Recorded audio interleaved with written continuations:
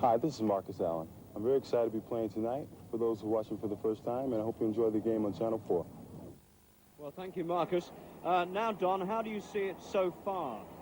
Well, the Oakland Raiders, the LA Raiders, I'm going to be saying that, I think, off and on, made a first down. On the second play, they threw the ball effectively, and then they tried to hit Christensen on a pass play on 3rd and 8 later on, and he slipped as he was coming out of his break, and that enabled a defensive back to come up and make the play.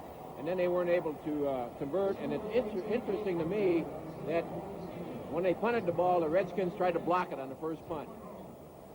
Now, you've actually played against the Redskins last time you were here.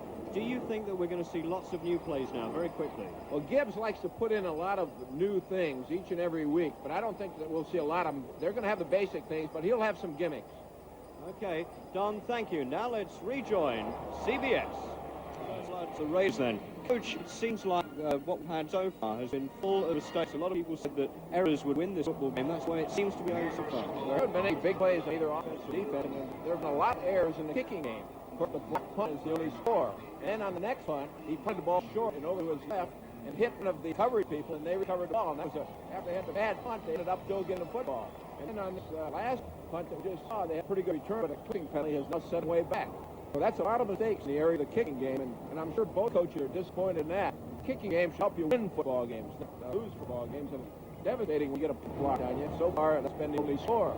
I'm sure that the emphasis is going to be getting the kicking game going. It's also had a missed field goal, so it hasn't worked very well so far. Okay, thank you. Now let's join our commentators again. Simpson, former NFL player. I'd like to take this opportunity to welcome all you first-time viewers watching NFL football on Channel 4 and encourage you to take time to learn the game. You'll love it. Well, it's a very interesting first quarter. I agree with Christian Schuler. A lot of errors in his first quarter, but I'd also like to say some positive things about this high occasion and let it hang the quarterbacks or the Raiders. I mean, when do you see Art Moe and Charlie Brown not catching any passes? That, I think, is a result of the powerful secondary defense of the Raiders. Also, since the Heisman was having a little bit of go, they get a little frustrated. Mark Mosley, even though it was a 44-yard goal attempt, I thought I had a chance to make the big play, and that kind of sucked a lot of air out of the Redskins offense. But let's say something positive for the Redskins. You know, 2 turnovers or 10 turnovers for the Raiders, and the Redskins just been having bad luck. Could have taken advantage of the Allen following that through a potential fumble and missed it. Look for John Higgins to wake up and the Redskins to come back to the game, but again, the Raiders are so dominant. Thank you, Mars. Mars was saying there, Don, that he thought that Heisman was not having too good a time. The Washington offense really hasn't got going yet. Right. They really can't seem to get anything established. Higgins is having a tough time running the ball. The Raider defense up front is stopping him. And Heisman, when throwing the ball, is not having any success. Unofficially, I've got a 2 out of 11. And he's really struggling. He's had some overthrows because of tight coverage by these tough defense backs. The Raiders are up in their face, playing tight coverage, and trying to hit him. And they clear the defensive man, but he's overthrowing that ball. He didn't have a lot to throw to. And then other passes he's had on the money. The Raiders have made the play on the ball and knocked the ball loose and kept them from coming up with a big play. So when you don't get your running game going, the quarterback is struggling, and you're not doing much offensively. That's what's happening to Washington right now. Do you think plays could change significantly? Well, I think that Heisman certainly is going to make some plays because you don't keep a guy down that good this long, and I think that he'll make some plays. Okay, Don, let's go back to our commentators.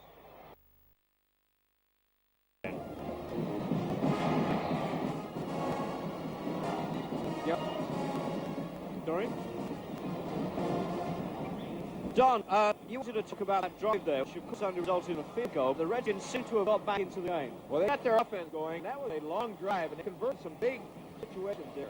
They had 3rd and 18, and Heisman ran around, found open receiver, hit him for 18 yards of first down. They had a penalty for some 20. They overcame that with a green mask, picked up 18 yards, and then completed some passes. Put his tight end out wide. They had to put him in out there cover. That wasn't used to covering outside and hit a pass on him. But the significant part of this was the Raiders held him to field goal. They didn't let him get a touchdown. Okay, now one of the other things that they're using Didier in a different kind of move, weren't they? Right, they had him outside. They had one big play of him outside and forcing the strong safety for the Raiders out there to cover. So I'm sure that we're going to see more of that type of strategy. This year, they scored a record 541 regular season points. That was a National Football League record. Look from the clock and saw some points.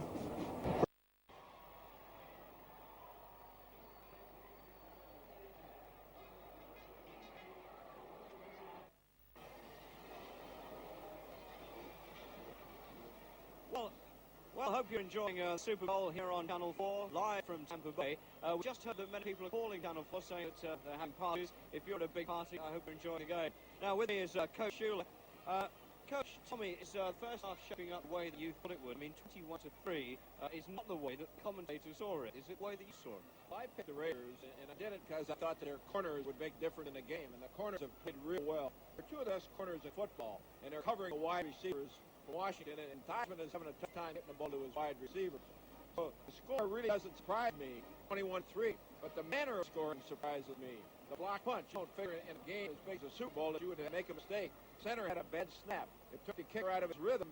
They were able to come in, block, and punt.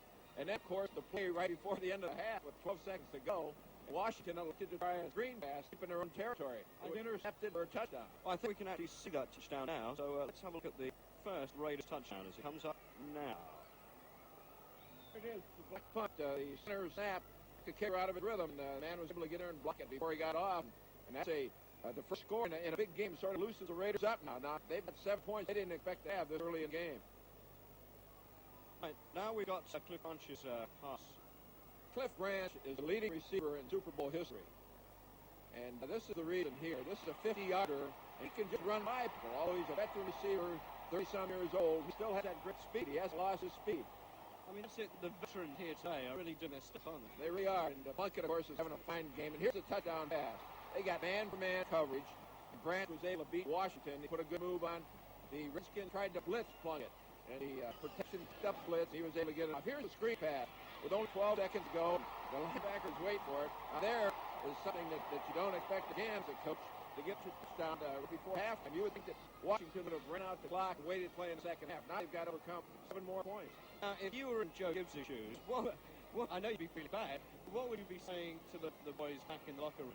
Well, I'm glad I'm not in Joe Gibbs' shoes, although he's won a lot of games in the league for 3 years. What I would say to the squad is to somehow get our composure back. That was a tremendous shock.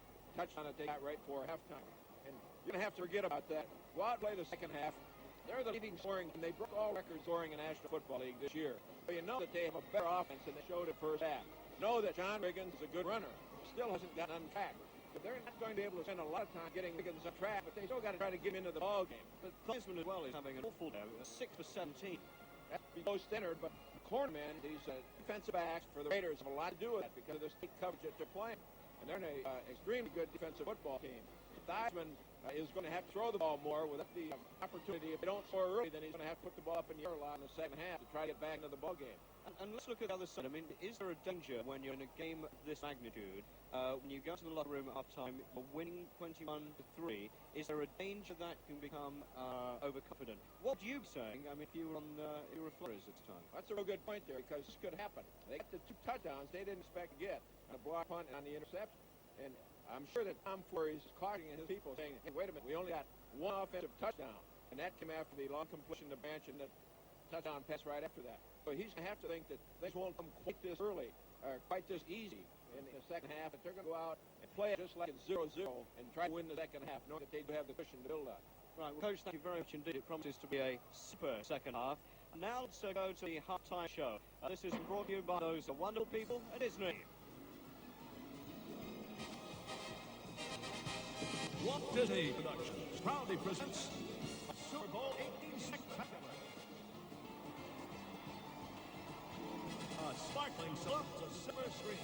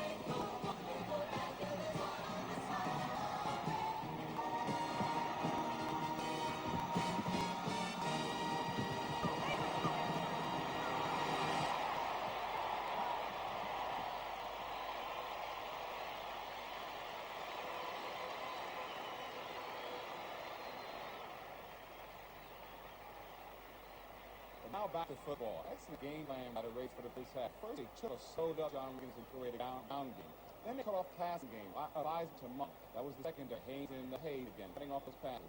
Then they came back with setting up short pass underneath the defense of the Redskins. It was to Didier and to short passes that set up that long bomb. One to Brent. Now, the crucial thing is what's going to happen in the second half. The first 5 minutes will tell. Well, when that halftime shows something. Now, as you know, we're joined today by Coach Don Shula. Now, as you probably know, each member of the winning team will receive a special Super Bowl ring. Now, Don, you're wearing your ring here. If we can just show this to the camera. I think it would be easier if we took it off. You could explain, because that's a very heavy ring. Camera can see that. Yeah. It's the ring, Nicky, that we got after the 1972 season when we won all of our games. We won 17 games. So there's 16 diamonds around the outside of the ring, and the big diamond in the middle signifies the big game, the Super Bowl. And that was the perfect season. There aren't many of these around. I think a great deal of pride in this. To play this game, certainly for the money, and that's important to the players, money they get for winning the Super Bowl. How much does each player get from the winning team? Well, if they're on the winning team all the way through the playoffs, they get $70,000. And members of the losing team end up with $52,000. So that's a lot of money. But believe it or not, our players take a lot of pride in this ring, having the ring signifying the best. Now, if you don't win, last year we're in the Super Bowl and lost. So I got to watch for losing the Super Bowl. But I'd much rather have more of these Super Bowl rings because that signifies excellence and it signifies winning. Now, your wife Dorothy, who has joined us here in the booth, Dorothy has also got some jewelry here. Could you explain what this is? The camera can see that. Yeah, Dorothy. The 2 Super Bowls that we won. This is the same as Don's top of his ring. Can you see this right here? It's exactly the same. This is for the second Super Bowl we won, and this is for the AFC Championship in '71.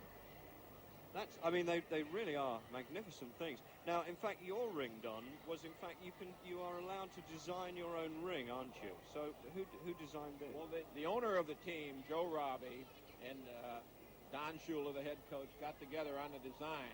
We're shown a lot of different ideas, but the final decision is based on what we feel. The theme of this year, the 17-0, was somehow getting the winning edge on the people that we're playing against, competing against. So winning edge is written on here. The Super Bowl trophy, emblematic, the Vince Lombardi Super Bowl trophy, emblematic of excellence, is on here. The score of the game is on here. Well, in fact, we're going to go back to the halftime show in a minute. But also there's an advantage of winning because of the expenses from the NFL, isn't there? Briefly, could you tell us how much the winning team gets and the losing team gets? Because in terms of expenses, it's less, isn't it? The losing team. Yes, there's more for the winning team and as opposed to the losing team. But I'm not quite sure of the overall breakdown as to how much the teams get. I know how much the players get, how much the coaches get. But I'm not real sure of the other ones. Okay. Well, Don, thank you very much. You're watching Channel 4 and Super Bowl live from Tampa Bay. We'll be back live in a couple of minutes.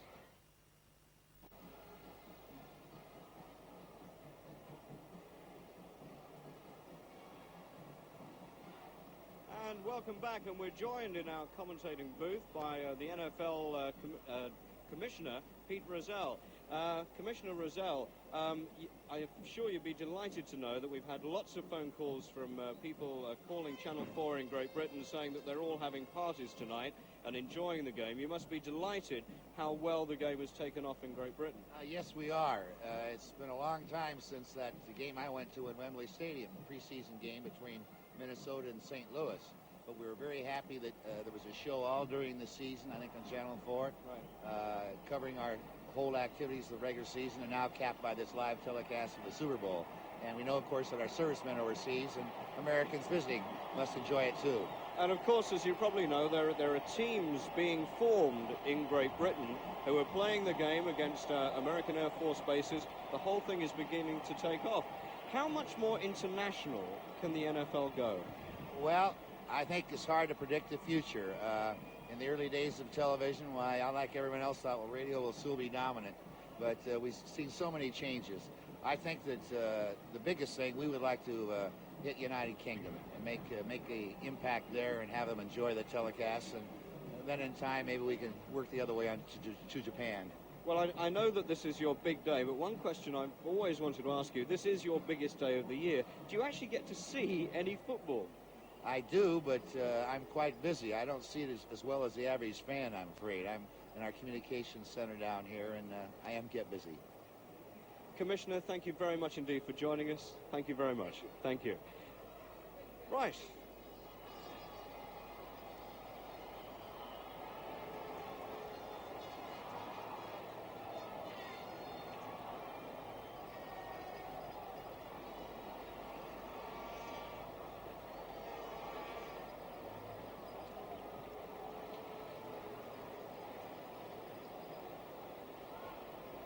And now we will begin looking at the second half, and we'll be joining the CBS commentary team of Pat Summerall and John Madden in a few moments.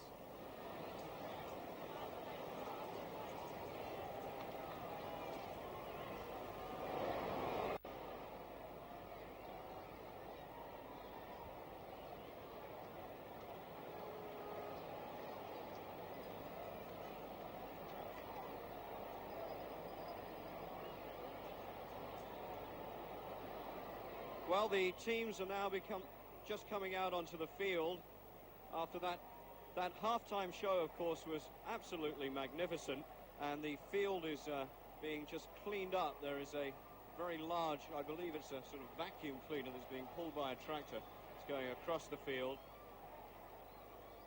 We're about to kick off the second half.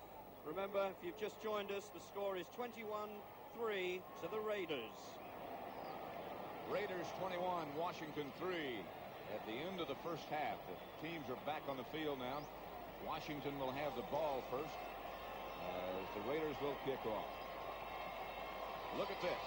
Teams that have led at the half have won 13 out of 17 of the previous Super Bowls. So the odds, certainly at the moment at least, favor the Raiders.